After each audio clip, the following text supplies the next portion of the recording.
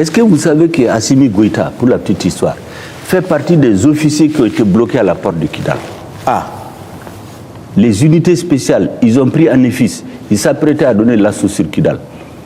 Les Français ont bloqué. Qu'est-ce que vous faites maintenant que vous leur demandez de partir? Non, nous ne leur avons pas demandé de partir, c'est eux qui ont dit qu'ils partent. Ce qui s'est passé... C'est une certaine pression de la part des autorités et de la rue. Pas du tout. On a vu les pancartes fleurir les pancartes dans sont le pays. venues plus tard. Cette puissance coloniale monte les Africains les uns contre les autres, organise des guerres en Afrique, par la suite se propose de venir résoudre le conflit.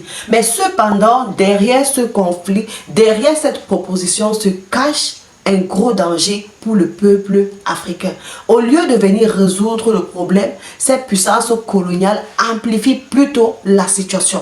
Les amis, je vous invite à suivre également cette vidéo de ce sage africain, comme j'ai l'habitude de dire, le premier ministre malien, Choguel Maïga, cet homme qui révèle des vérités, cet homme qui nous a enrichis à partir de ces discours. Donc je vous invite à suivre vraiment cette interview qu'il a eue avec Alain Foucault.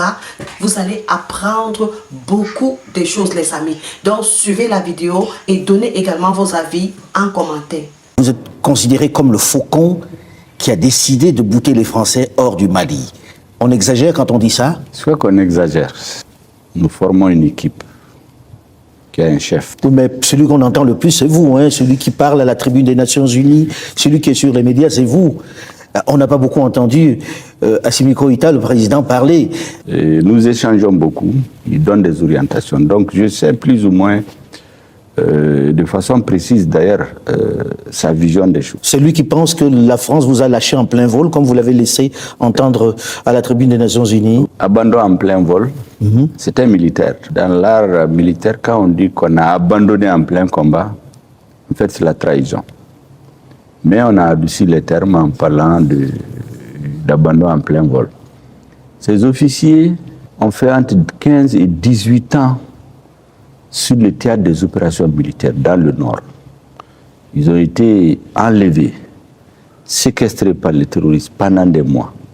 Ils ont échappé à des embuscades. Et lui, c'est le commandant des forces spéciales, les opérations les plus... Il était sur le terrain.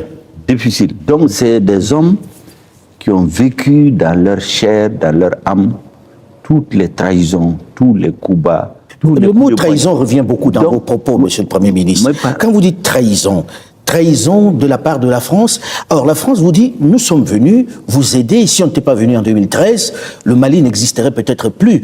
Comment peut-on parler de trahison dans ces circonstances-là? Est-ce que vous savez que des hautes autorités françaises, des sénateurs, des députés, dans des débats, on dit clairement qu'il faut donner l'autonomie au Nord. Il faut un plan d'autonomie, que les Maliens du Nord et du Sud ne peuvent pas vivre ensemble. La fédération? En fait, ils voulaient diviser le Mali par une fédération. Le 15 mai 2015, quand l'accord pour la paix et la réconciliation issu du processus d'Alger a été signé, le lendemain, le ministre de la Défense français, Jean-Yves Le Drian, il a donné une interview sur RFI. Il dit que les Maliens du Nord et du Sud ont tout fait pour vivre ensemble. C'est difficile. Conclusion, on l'attire. Avant lui au Sénat, que ce soit de gauche ou de droite, au Parlement, c'est documenté, ils ont dit qu'ils vont donner un plan d'autonomie au Nord. Le ministre des Affaires étrangères de Nicolas Sarkozy, Alain Juppé, je l'ai écouté, j'ai documenté. Il a dit sur la chaîne LCI que son dernier voyage au Mali, en mars 2012, il a dit à ATT qu'il faut donner l'autonomie aux Touaregs. Des chefs indépendantistes ont dit que c'est la France qui leur a promis de diviser le Mali pour faire un État. Donc, quand après le pays a été envahi et que notre gouvernement a saisi l'État français, ce qui a été dit, convenu, pourquoi je parle de trahison? Ce qui a été convenu, la lettre est très claire, appui aérien et à renseignement. Il n'était pas prévu des militaires français au sol. C'est les soldats maliens qui ont libéré Konna, qui ont libéré Gao, qui ont libéré Tombouctou. Arrivé à Néfis, c'est l'armée française qui leur a barré la route. C'est la mer des... C'est réel ça que l'armée française a empêché d'entrer dans Kidal? C'est authentique.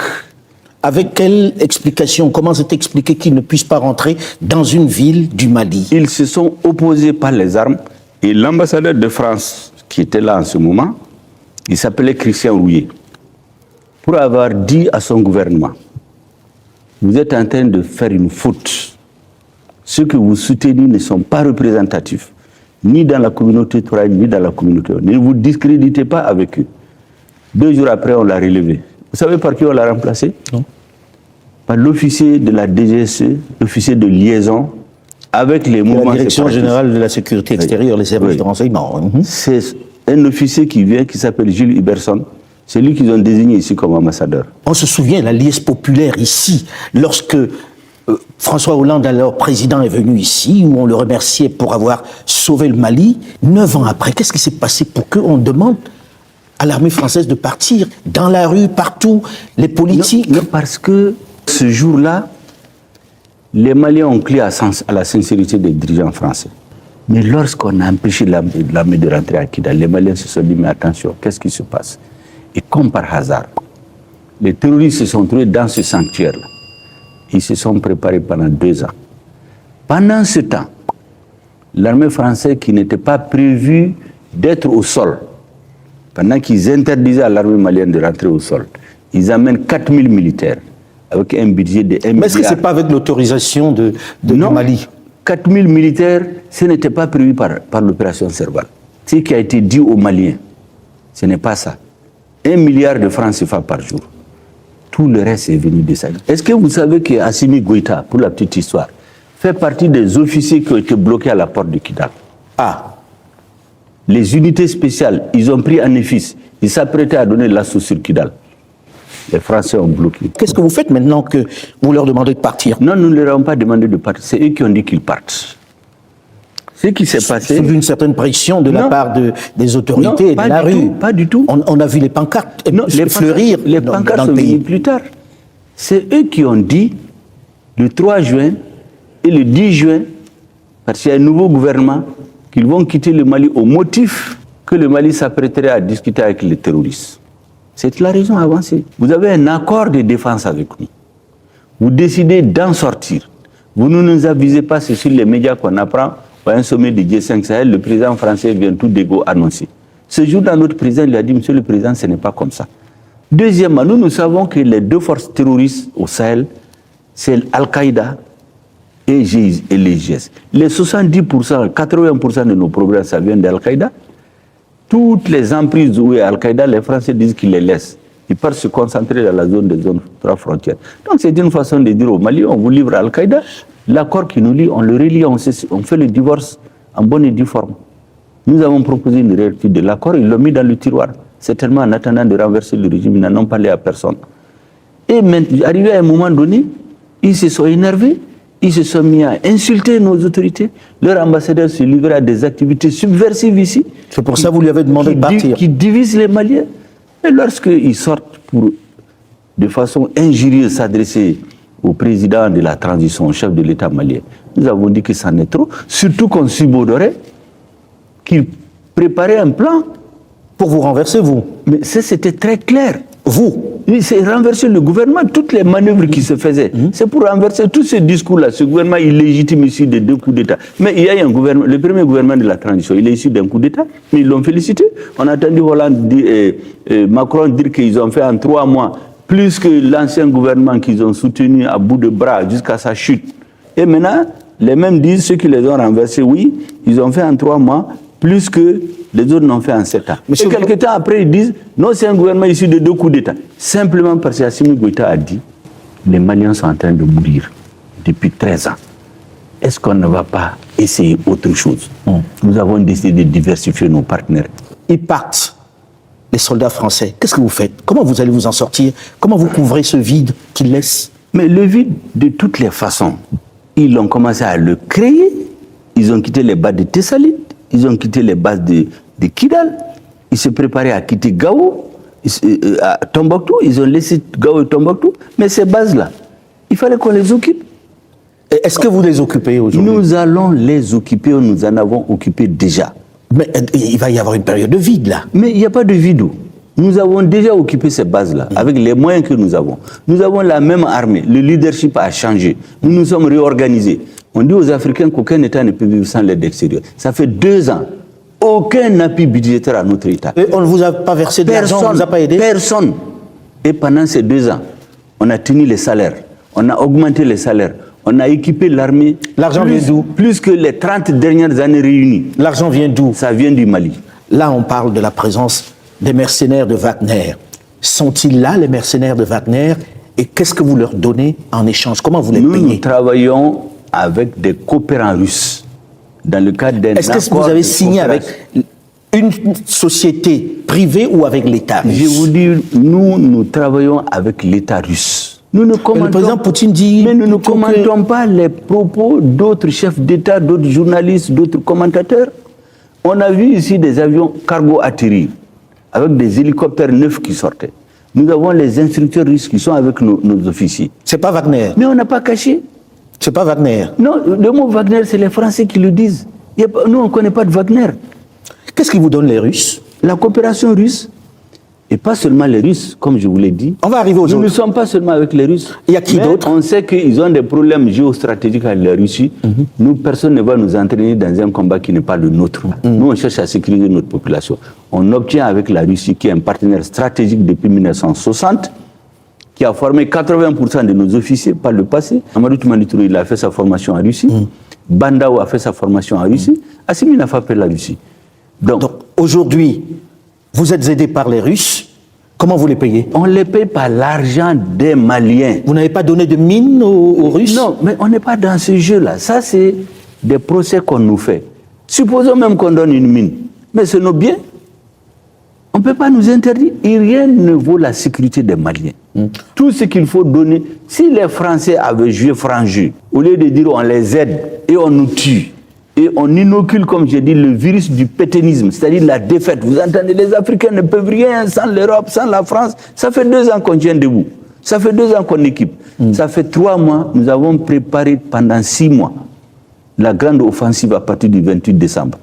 Et du 28 décembre à aujourd'hui, nous avons détruit plus de bases terroristes. Parce qu'avant, ils envoyaient des éléments aller attaquer des petits checkpoints, aller attaquer des douaniers, des villages. Aujourd'hui, on est allé au cœur du terrorisme pour détruire les bases. Est-ce que vous gagnez du terrain? Nous gagnons du terrain. Quels sont les villages que vous avez libérés? Par exemple, vous avez un village qu'on appelle, qui est dans le cercle de Nyono, qui était occupé depuis 2 ans. Ça vient d'être libéré. Vous avez Djenné qui vient d'être libéré. Vous avez les populations reviennent? Les populations reviennent. On a 350 000 réfugiés depuis plus de 9 ans. En quelques mois, 50 000 sont retournés. En 2 semaines, 20 000 sont retournés, volontairement. Est-ce que vous pourrez tenir ces positions? Est-ce que vous en avez les moyens aujourd'hui?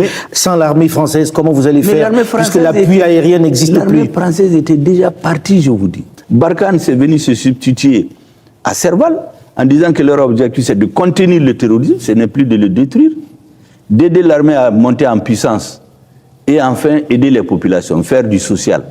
Là aussi, c'est un échec, l'armée n'est pas montée en puissance. Monsieur le Premier ministre, il y a plusieurs partenaires, vous avez dit. La Chine est partenaire aujourd'hui? La Chine est partenaire, bien entendu, nous ne le cachons pas. Nous ne parlons pas de tous nos partenaires en matière de défense, comme les Français font la fixation sur la Russie. C'est pourquoi nous parlons de la Russie. On sait que la Chine, généralement, fait des échanges en matière de mines. Là aussi, vous n'avez pas donné de carré minier. Comment vous payez ces États-là? Vous savez, est-ce que ça devait intéresser quelqu'un? Comment est-ce qu'on trouve l'argent dans notre pays pour nous équiper? Je tiens toujours à vous rappeler qu'il y a une formation que nous avons lancée pour vous sur les achats en Chine. C'est une formation qui va vous montrer, qui va vraiment vous aider à pouvoir faire les achats en Chine et recevoir en Afrique. Peu importe là où vous vous trouvez, que vous soyez en Côte d'Ivoire, au Gabon, au Mali, peu importe là où vous vous trouvez les amis, vous pouvez suivre cette formation et commencer à importer depuis la Chine et recevoir dans votre pays sans toutefois vous déplacer les amis. Pour nous, qu'on paye avec des mines, qu'on paye avec de l'argent cash, qu'on paye avec de l'or, qu'on paye avec du diamant, tout ce qui nous appartient légalement, ce n'est pas l'affaire de quelqu'un. Il y a des sociétés occidentales qui sont là, qui exploitent les mines, personne n'en parle. Je n'ai jamais dit que c'est des mines qu'on a données à des Russes ou des Chinois. Je dis même si on le fait, qu'est-ce qu'il y a de mal dans ça? Monsieur le Premier ministre, ils sont un certain nombre à se poser la question de savoir maintenant que les Français sont partis. Est-ce que vous allez vous en sortir? nous allons nous en sortir. Nous avons pris toutes les dispositions. Nous allons assurer la sécurité de notre population. Déjà, il y a des résultats sur le terrain. Je viens de vous parler du nombre de personnes. Pour la première fois, il y a une inversion. Il n'y a pas d'émigrés. Les gens se retournent chez eux. Monsieur le Premier ministre, pourquoi est-ce que vous faites l'objet des sanctions de la CEDEAO? Pourquoi vos voisins, avec qui vous commercez, avec qui vous êtes dans un même organisme, vous sanctionnent au point de vous fermer les portes? Il y a une contradiction fondamentale entre la CEDEAO et nous. La CEDEAO veut ramener les élections à un processus purement électoral, pour ne pas dire électoraliste. Maintenant, si vous voulez qu'il n'y ait pas de coup d'État encore, il faut vous attaquer aux causes de l'insurrection. Ce qu'on veut nous amener... Mais pendant 5 ans, ça fait beaucoup. Non, personne n'a dit 5 ans. 5 ans, c'est une suggestion, une proposition venue des assises nationales. Aujourd'hui, on peut faire combien de temps? Aujourd'hui, nous avons sur la table des discussions, nous avons des chiffres en tête qui doivent être discutés avec la CEDEAO. On leur a dit. Quel délai à peu près? Ils ont refusé. Ils ont dit maintenant, comme il y avait un projet de vous renverser, comme vous nous avez donné l'occasion, on va faire un embargo et dans 10 jours, vous allez tomber. Maintenant qu'ils ont constaté qu'on n'est pas tombé, ils vont venir, on va discuter entre nous, Africains, on va trouver une solution. Je ne peux pas vous dire aujourd'hui. Donc là, pour l'instant, vous êtes ouvert à la négociation avec la CEDEAO. Absolument. Comment vous arrivez à survivre avec ces sanctions aujourd'hui? Comment vous pensez que ça peut durer? Je viens de vous le dire, qu'on a inoculé chez les Africains le virus de la défaite. Est-ce qu'aujourd'hui, on ne doit pas arriver à assouplir un peu les positions? Mais nous sommes d'accord pour les assouplir, mais on ne peut pas nous conduire au suicide. La CEDEAO veut qu'on organise des élections sans nous attaquer aux sources du soulèvement. Ça fait 4 coups d'État en moins de 30 ans. Pourquoi? Parce qu'on ne règle pas les problèmes de fond. La démocratie ne se ramène pas aux élections. C'est ce que la CEDEAO veut faire. Et deuxièmement, quand vous voulez instaurer un État de droit, vous respectez un minimum de droits. Aucune disposition de la CEDEAO n'a prévu un embargo. Aucune disposition de la Banque centrale des États d'Afrique du Sud n'a prévu ce qu'ils sont en train de faire. Il y a la Convention des Nations Unies sur les pays sans littoral qui interdit un embargo contre un pays sans littoral. Comment vous voulez violer les règles communautaires, les règles internationales, les règles nationaux pour dire que vous voulez instaurer un État de droit? Parce que vous voulez juste renverser le régime, amener des gens... Tout ceci est aujourd'hui devant la Cour de justice. Monsieur le Premier ministre, certains disent que c'est vous le problème, que vous avez un projet, que vous avez un programme. Vous avez une ambition présidentielle à la fin de tout ceci. Que répondez-vous? Aujourd'hui, j'ai une ambition. C'est de réaliser la mission que le président de la transition m'a confiée pour conduire le gouvernement. Vous ne vous rasez pas le matin en pensant que vous serez le prochain président? Moi, je suis un croyant. Chaque homme suit son destin. Dieu a créé les conditions pour que le président porte sa confiance en moi. Mais vous ne serez pas candidat par hasard? Mais moi, je ne rentre pas dans ce débat. Nous voulons d'abord sortir notre pays de la... Le Mali est tombé, couché, humilié. Nous voulons le soigner, le faire asseoir, le faire marcher, le faire Mais vous ne pouvez pas le faire sans vos voisins. Mais nos voisins... Et vous êtes fâché avec vos voisins? Mais nos voisins, on n'est pas fâché avec eux. Ils ont compris, je crois, leur tort. Le centre de gravité de notre pouvoir, ça doit être le peuple. Le jour où le peuple n'est pas d'accord avec nous, nous tirerons les conséquences. Les autres dirigeants, ils avaient peur de parler, parce que quand tu parles, quand la France est fâchée, tu ne seras plus rien. Nous avons décidé d'expliquer à notre peuple. Si le peuple nous dit demain qu'il n'est plus d'accord avec nous, le lendemain, on tire les conséquences. Ce peuple veut être libre et nous allons le libérer.